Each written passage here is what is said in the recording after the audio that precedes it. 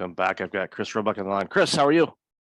I am great. How are you doing? I am awesome. I've been looking forward to this conversation because we're going to talk about a lot of things, especially the Great Resignation. But before we get started, why don't we have you introduce yourself to the audience if they're not familiar with you, and then we'll dive right in.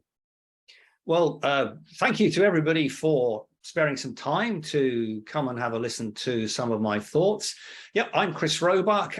Over my career, I've been in the military. I have been in business, from international banking to small and medium-sized organizations. And I've worked in the public sector, government and local government in UK. So yeah, I've seen a lot of stuff. And one of the things that I tell people, because my career has had a lot of twists and turns and different stops along the way, is you pick up tools along the way and you use them everywhere you go. That's one of the beautiful things. When I first started my career, they always say, well, you shouldn't bounce around so much. But if you don't bounce around a little bit, then you don't get the skills that you would have got if you just stayed put. So congratulations on your career so far and all this stuff. So let's dive right into, the workplace and what you're seeing right now, across the globe, in the US and the UK. I know it's been having a lot of challenges. The pandemic, in my opinion anyway, basically fast forwarded things that were happening anyway, because a lot of people like to point the fingers at, well, COVID caused this. It's like, no, actually, these were things that were kind of festering a little bit below the surface. And then, COVID basically ripped off that Band-Aid and we saw the wound, and oh boy. So I want you to share a little bit of the insights you're seeing, especially around the Great Resignation and all the things that we're experiencing right now. Well, Michael, you're absolutely right. I love this. No, it was all fine until COVID suddenly came along, and it was big bad COVID that did all this stuff. And you go, I'm sorry, are you completely deluded? Are you saying that your organization had no problem with customer focus, no problem with risk management, no problem with leadership or culture before COVID, and then suddenly it all happened when COVID? And I just think, yeah, you're absolutely right. You and I and all the listeners, who've been in leadership, or not even in leadership roles, who've just been in organizations for anything more than the last 5 years, will have observed that prior to COVID, there was stuff happening that shouldn't have been happening, or things not happening that should have been happening. So yeah, the classic stuff about organizational performance wasn't as good as it should be. Leadership wasn't as good as it should be. Customer focus could be better. Risk management could be better. Change and transformation should be slicker. And, all of those, cost efficiency, et cetera, all of those things around leadership, culture, decision-making, and agility were bubbling beneath the surface. Now, depending how good your organization was before COVID, the problem was either very bad or not so bad. As you said, what COVID did was COVID took it up a gear. COVID suddenly forced organizations into a perfect storm, because they had to adapt in that first few months to either we've got to close down because we're in a high risk industry, or we've got to go remote where we can, or some of our workers will go remote and some will have to stop working, and I'd like to compliment anybody listening who is an essential worker or was an essential worker in health, in transport, because those people had to go to work, whatever the risk. So we had those sort of three groups of people.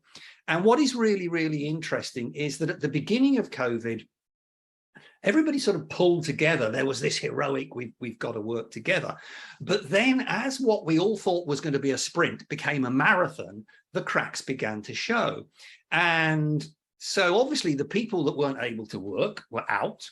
The people that were able to work because, for example, they were doing something like on-site construction were reasonably okay. And the remote workers had to get used to remote working.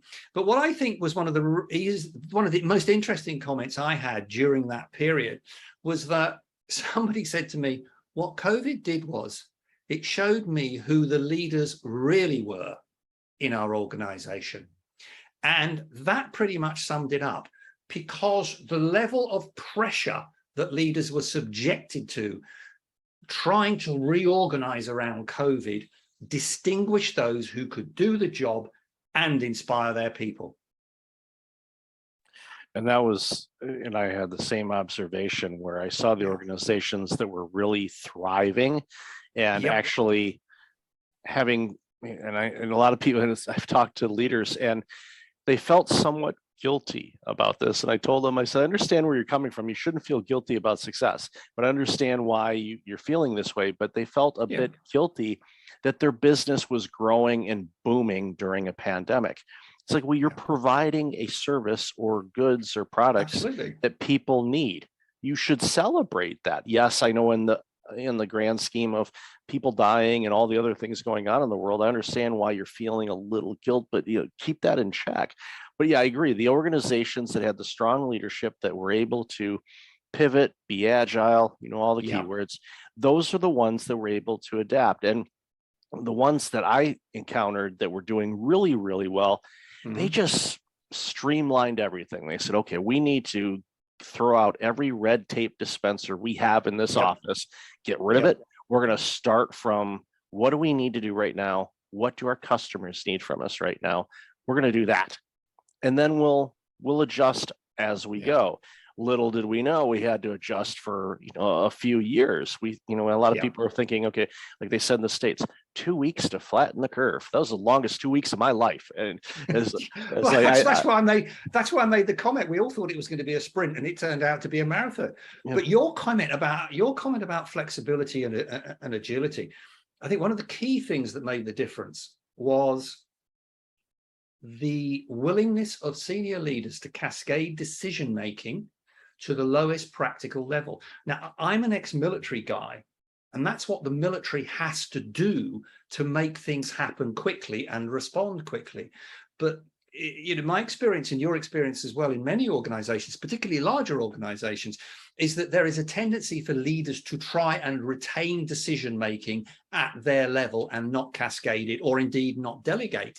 And whilst they could get away with that before COVID, when COVID hit, it blew that to pieces for them.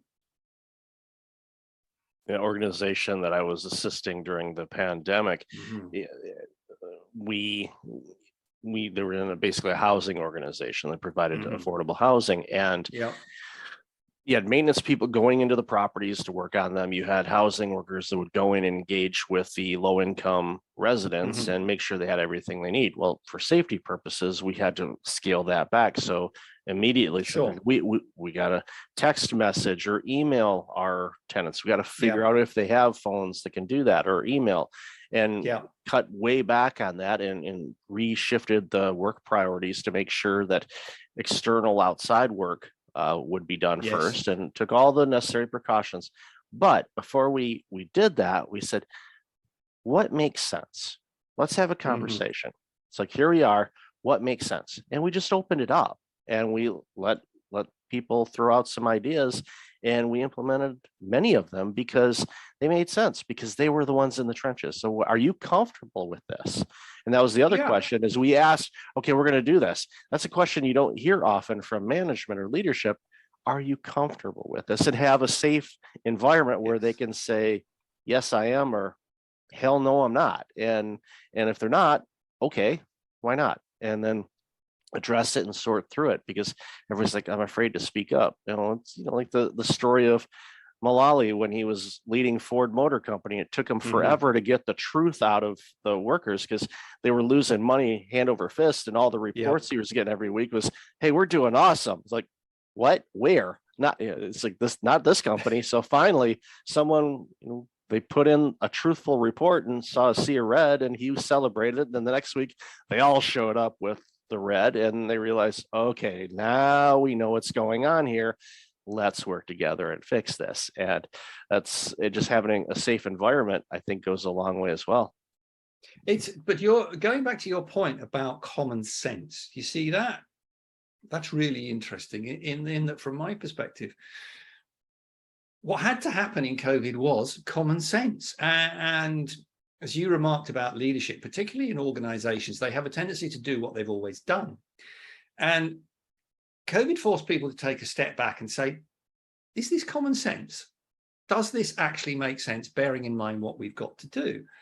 And also the scenario of we always do what we've always done, nobody ever asking the question, well, hang on, we've been doing this for 5 years.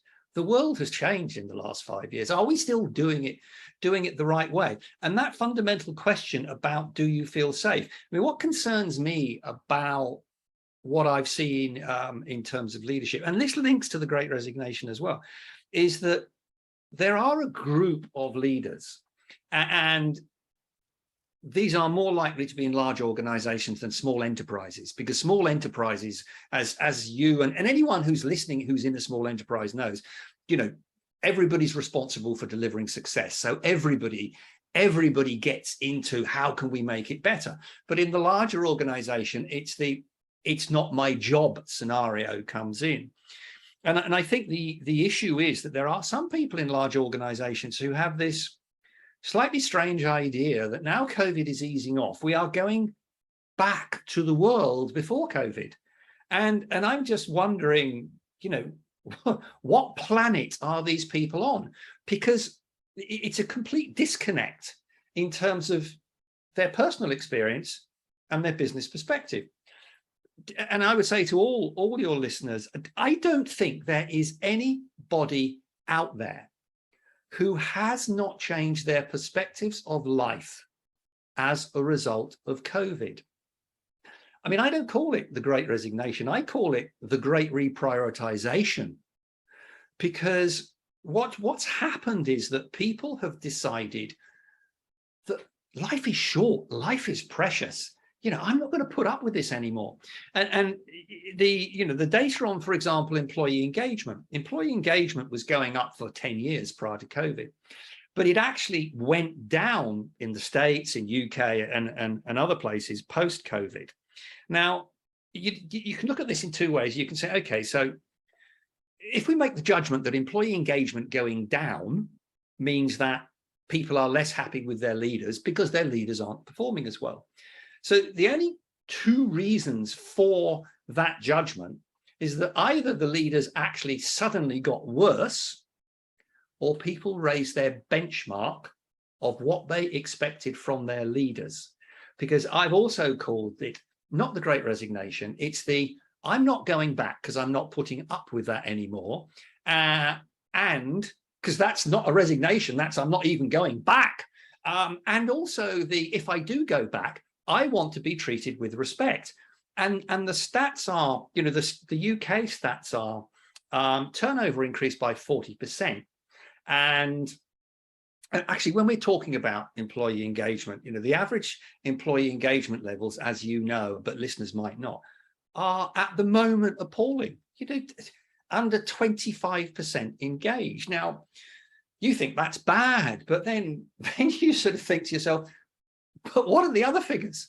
Well, seriously, what are the other figures? So if you've got 25% who are engaged, and I interpret that as giving their best for the organization, what's going on with the other 75%? And we know that the figures are likely to be probably, you know, maybe 60 or so, 65, 70% who are not engaged. And that means sometimes I am giving my best and sometimes I just can't be bothered. And then you've got the killer 20% who are disengaged, who don't like their job, don't like what they're doing, don't like the company.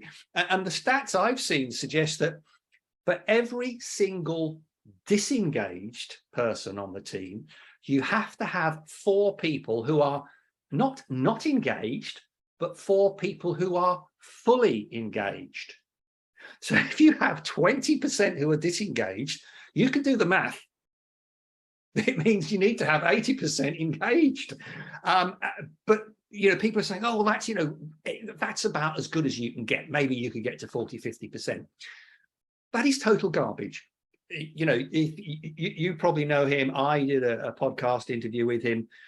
You know, Gary Ridge, the CEO at WD-40, 93% engagement, folks.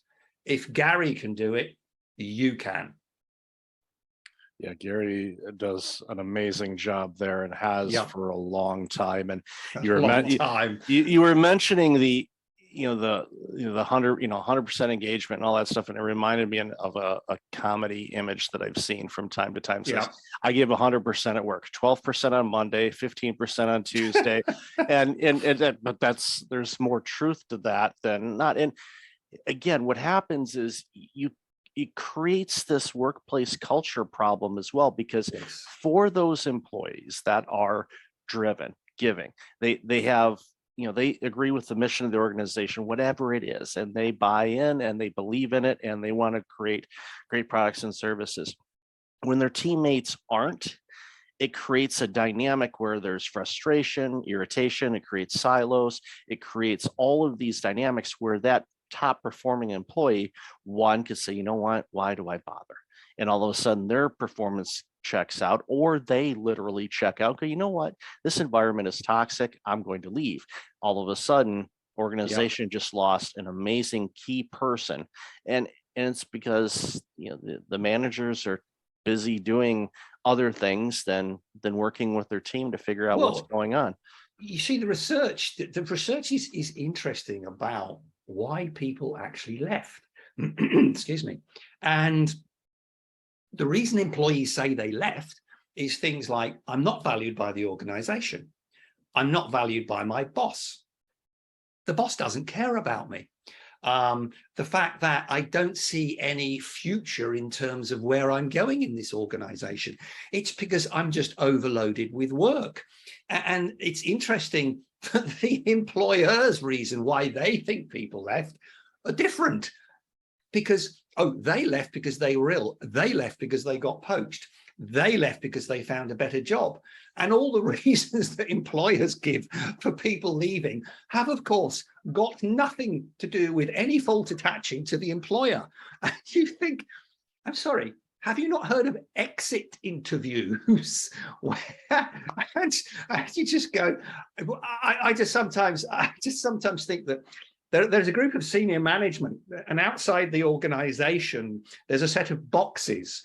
And what they do is when they arrive at work, they take their brain out and put it in the box and pick it up when they leave them. But to your point about the leadership side of it, and this links to before COVID, over my career, looking at all of the places I'd been, like you, it was, this is what seems to happen in, for example, the military. This is what happens in SMEs, small and medium-sized enterprises. This is what happens, and I spent some time working on London Underground when it was being part privatized. This is what happens in a safety critical public service. This is what happens in HSBC, UBS, or whatever. And it was that journey that at each point, it became more obvious that there were consistent things that delivered success, no matter where you are or what you do. And looking at it and all the time, I've boiled it down into three key things that need to happen in organizations and leaders need to do. And going to your point about common sense and keeping it simple, I believe it's just one, having a firm foundation of task management. What do I mean by that? I mean that you as a leader can prioritize work, i.e. do the stuff that contributes to strategic objectives. Two, you can manage time so you get it delivered on time. Three, you can delegate effectively, so you do the stuff you need to do and other people can do other stuff. Four, you can communicate effectively so that they understand what they have to do and what's in it for them and the big picture. And finally, you give feedback so they know how they're doing and how they can get better. The problem is that a lot of leaders out there have never been developed effectively in those. Once that's in place, it's what I call get the best. And leaders say to me, well, how do I know how to get the best? And over the last 10 years, I said, I'm not going to give you the answer. You know the answer. Think about the best boss you ever had in your career. the one that inspired you, the one that made you actually want to go to work. And how brilliant you felt. What did that person do on a day-to-day basis? And what is really interesting was I started asking that question about 10 years ago.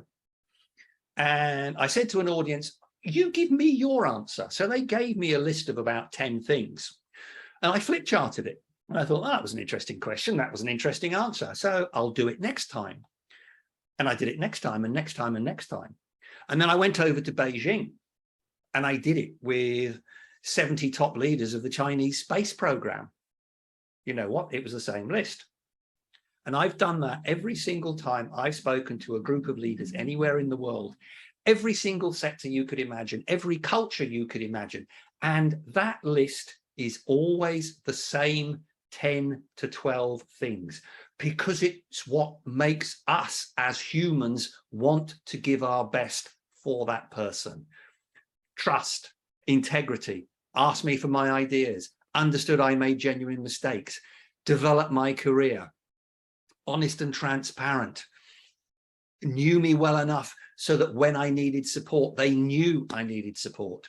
All of those simple things. And what is amazing about those simple things is that when you look at them, 80% are about the emotional relationship between the boss and the individual.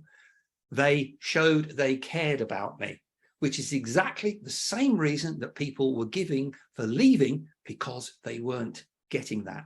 Now, the bottom line is that if every leader in an organization did that, just by asking people for ideas, you can get 35% extra effort. If you multiply all of the things on those lists up, if you're in C-suite, basically, if you're a CFO, what that means is that if all leaders in your organizations do that, you can get 10% on bottom line for free, which isn't a bad investment. And then the final stage is taking all of that beautiful effort and saying, right, we know that you can be busy doing nothing. So let's make sure that all of that beautiful effort is focused on to strategic deliverables. Having that line of sight between operational activity and the big picture. And I believe it's those three simple steps that make the difference. Make sure you can do a task properly, get the best from people, and then focus that best onto what delivers success. 3 simple steps. It's very similar to something that I did. I took over a healthcare organization several years ago, and at that point it was about 3 years old, and they were averaging around 86% turnover a year. I'm not talking about a fast food restaurant. I'm talking masters educated and above people, 86%. After my first year, it was 6%. Credit to you, Michael. Credit to you. Oh, I take 100% credit, and not just the 12% on Monday, 10% on Tuesday joke either. I did the whole thing. What did I do? First, is I met with them individually and as a group. Yeah. I asked them, if you were running this company, what would you change? What would make your job easier? Yeah. What can I do for you to make it easier for you? And I backed it up. You know, there were some of the things that they had asked for were simple to implement, didn't cost a lot of money, and we got it done within 2 or 3 weeks. And all of a sudden, it demonstrated, okay, we told him what we wanted, he delivered. I think we can trust him. And trust.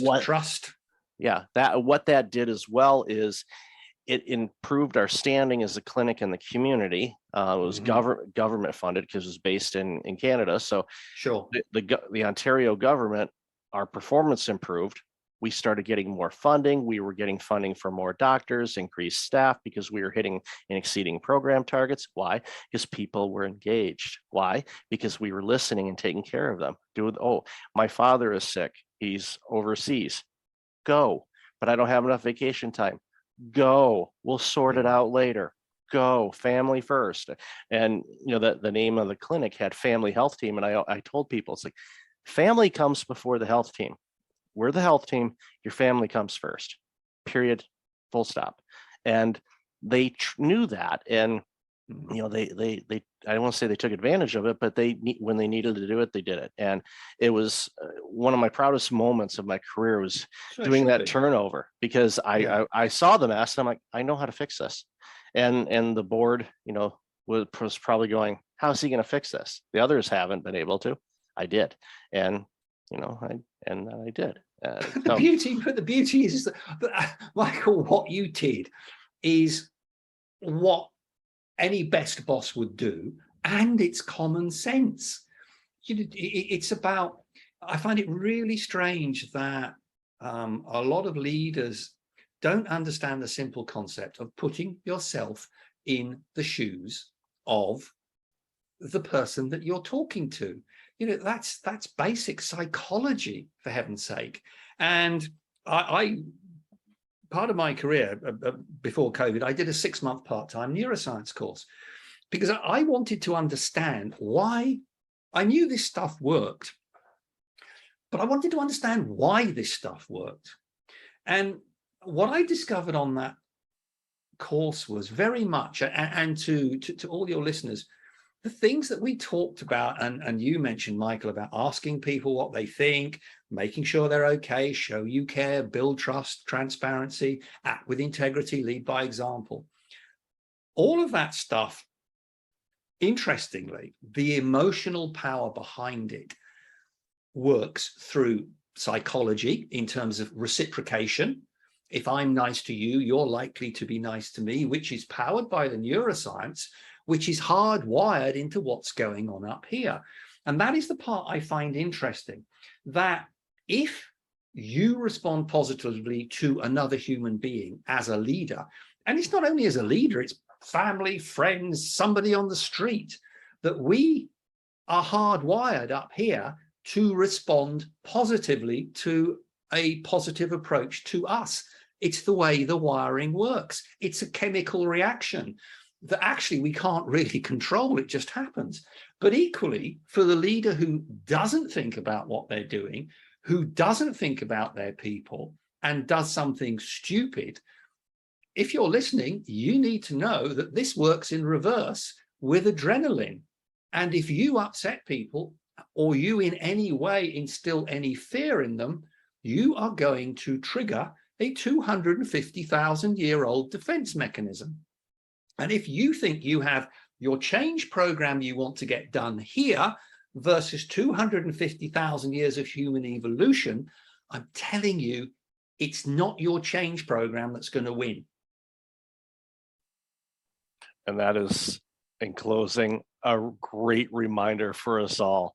The amygdala, lover or hater, she some days it's a hate, but I'll be honest, but yeah, you got to get But buy-in. That's the point, Michael. That's the point. If leaders understand that, if leaders know that those simple actions will unleash the true power of this in terms of positive response and people giving their best. I firmly believe that every single leader should be given half a day on simple, practical neuroscience. That is amazing advice. And I highly encourage every one of our listeners, Sure. whether they're running a business or anything like that, to actually do that for their leaders and their team. You're going to have a healthier team. So, definitely. Chris, I've loved this conversation. Where can people find out great. more about you and all this amazing work you do? So I have a website, which is www.chrisroebuck, as in Sears Roebuck.live. And I also have a podcast, which is called Perspectives from the Top. So if you just Google Perspectives from the Top, I have, like Michael and I have such an amazing range of guests there, because all of their experiences confirm that the things that Michael and I have just talked about actually make a real difference. From the Peter Maurer, president of the International Committee of the Red Cross, to Andy Byford, who revitalized New York's MTA and now runs Transport for London, to Jamie Blaustein, school athlete, leading school player, who got caught up in drugs, failed rehabilitation 6 times, got out on the 7th, went and started being an investment banker, gave it all up, and is now running a mental health charity. You couldn't get more varied than that. Amazing guest, and I'll definitely have that information in the show notes. So Chris, thank you again for being you, and so good to be here, and for all the stuff you're doing, and thank you again for your time today. Really appreciate it. Pleasure, Michael.